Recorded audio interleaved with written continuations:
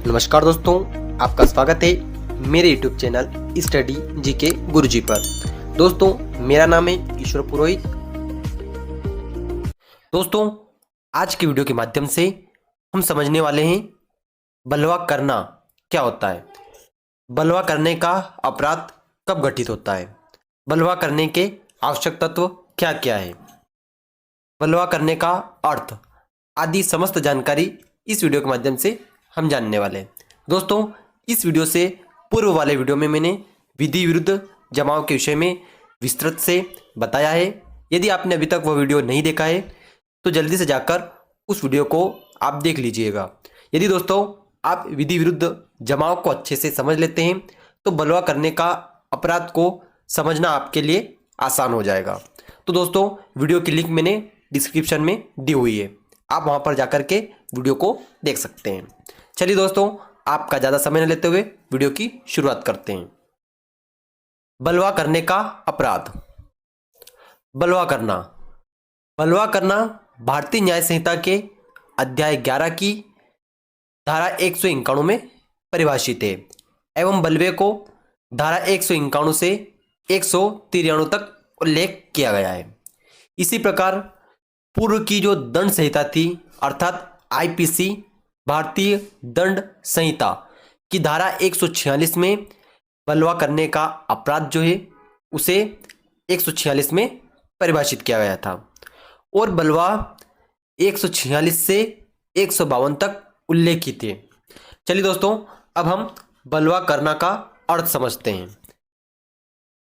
तो दोस्तों, जब कभी भी विधि विरुद्ध जमाव द्वारा या उसमें से किसी भी सदस्य द्वारा ऐसे जमाव के सामान्य उद्देश्य को अग्रसर करने में बल या हिंसा का प्रयोग किया जाता है, तब ऐसे जमाव का प्रत्येक सदस्य बलवा करने के अपराध का दोषी होगा। तो दोस्तों, पिछले वीडियो में आपने समझा था विधि विरुद्ध जमाव, जिसमें 5 या 5 से अधिक व्यक्ति होते हैं।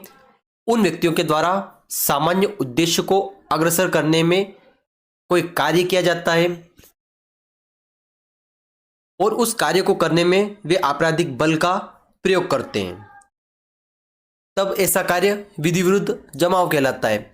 और जब विधि विरुद्ध जमाव के द्वारा ऐसे सामान्य उद्देश्य को, ऐसे कॉमन ऑब्जेक्ट को अग्रसर करने में बल या हिंसा का प्रयोग किया जाता है, तब ऐसे जमाव का प्रत्येक सदस्य जो होता है वह बलवा करने के अपराध का दोषी हो जाता है। समझ गए दोस्तों? इस प्रकार से एक विधि विरुद्ध जमाव है और जब उस विधि विरुद्ध जमाव के द्वारा जिसमें 5 या 5 से अधिक व्यक्ति है, वे अपने माइंड में एक उद्देश्य को लेकर, सामान्य उद्देश्य सभी का, और उस उद्देश्य को अग्रसर करने में जब वे बल या हिंसा का प्रयोग करने लगते हैं, तब ऐसा जमाव, विधि विरुद्ध जमाव जो होता है वह बलवे का रूप धारण कर लेता है और तब बलवा करना का अपराध घटित हो जाता है। और जब ऐसा बलवा करने का अपराध घटित होता है तो ऐसे जमाव का प्रत्येक सदस्य जो होता है वो उस अपराध का दोषी हो जाता है। चलिए दोस्तों, अब हम यह समझते हैं कि बलवा के आवश्यक तत्व क्या क्या हैं, अर्थात कब बलवा जो है उसका अपराध घटित होगा। बलवा के लिए 5 या 5 से अधिक व्यक्तियों का होना आवश्यक है। जैसा कि मैंने पहले भी बताया, 5 या 5 से अधिक व्यक्ति होने ही चाहिए, तभी बलवा का अपराध घटित होगा। दूसरा है ऐसा कोई जमाव जो एकत्रित तो कानूनी रूप से हुआ है किंतु बाद में गैर कानूनी बन सकता है। यदि ऐसे जमाव के द्वारा विधि विरुद्ध कृत्य किया जाता है तब वह बलवा कहलाएगा। तो इस प्रकार से 5 या 5 से अधिक व्यक्ति एक जगह इकट्ठा तो साधारण रूप से होते हैं, परंतु बाद में वे विधि विरुद्ध जमाव का रूप धारण करते हैं और बल या हिंसा के द्वारा बलवा का अपराध घटित कर देते हैं। इसलिए बलवे के लिए यह आवश्यक नहीं है कि कोई जमाव जो है वह स्टार्टिंग में कानूनी रूप से हुआ है, बाद में वह गैर कानूनी भी बन सकता है।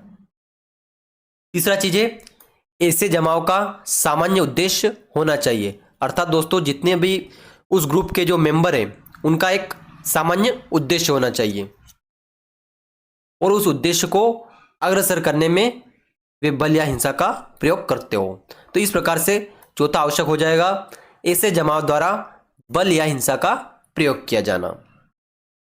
पांचवा आवश्यक तत्व है, ऐसा बल प्रयोग या हिंसा किसी गैर कानूनी ढंग से सामान्य उद्देश्य की पूर्ति के लिए किया गया हो। इस प्रकार से ये बलवे के आवश्यक तत्व हैं। इनसे मिलकर के बलवा करने का अपराध घटित होता है। बलवा के लिए दंड। बलवा के लिए दोषी व्यक्ति भारतीय न्याय संहिता अर्थात BNS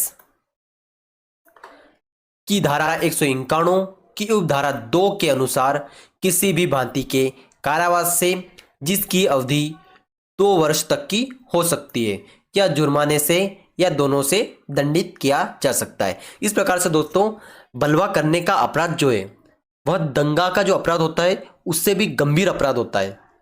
सामान्य तौर पर लोग यह समझते हैं कि दंगा करना एक गंभीर अपराध है, परंतु बलवा जो होता है वह उससे भी गंभीर अपराध होता है। वो इसमें सजा 2 वर्ष तक की हो सकती है, जुर्माने से भी आप दंडित हो सकते हैं, या फिर कारावास और जुर्माने दोनों से भी आप दंडित हो सकते हैं। पांचवा बिंदु है बलवा के अपराध का वर्गीकरण। तो दोस्तों ऐसा अपराध जो होता है वह संज्ञेय होता है।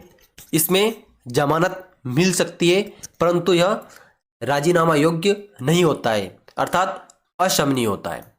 और बलवा करने के अपराध के लिए दंड के संबंध में धारा 151(2) के तहत अपराध कोई भी मजिस्ट्रेट द्वारा विचारणीय है, अर्थात इसको कोई भी मजिस्ट्रेट जो है वह इसकी विचारण जो है वह कर सकता है। इस प्रकार बलवा का अपराध जो है वह विधि विरुद्ध जमाव द्वारा होता है। इसमें 5 या 5 से अधिक सदस्य होते हैं। उनका एक सामान्य उद्देश्य होता है। उस उद्देश्य को अग्रसर करने के लिए वे जब बल या हिंसा का प्रयोग करते हैं तब ऐसा विधि विरुद्ध जमाव जो है वह बलवा करने का अपराध कर देता है। आशा करता हूँ दोस्तों आपको आज का टॉपिक समझ में आ गया होगा। तो दोस्तों यदि आप पीडीएफ डाउनलोड करना चाहते हैं तो नीचे डिस्क्रिप्शन में दिए हुए लिंक पर क्लिक करके आप पीडीएफ को डाउनलोड कर सकते हैं। साथ ही हमारे अन्य सोशल मीडिया प्लेटफॉर्म से डिस्क्रिप्शन में जाकर भी आप जुड़ सकते हैं। धन्यवाद दोस्तों। आपको वीडियो अच्छा लगा हो तो वीडियो को लाइक कर दीजिएगा, कमेंट कर दीजिएगा और वीडियो को अधिक से अधिक संख्या में शेयर कर दीजिएगा। दोस्तों यदि आप ऐसी ही अन्य वीडियो देखना चाहते हैं तो हमारे चैनल को सब्सक्राइब कर दीजिए। मिलते हैं नई वीडियो में, तब तक के लिए जय हिंद, जय भारत।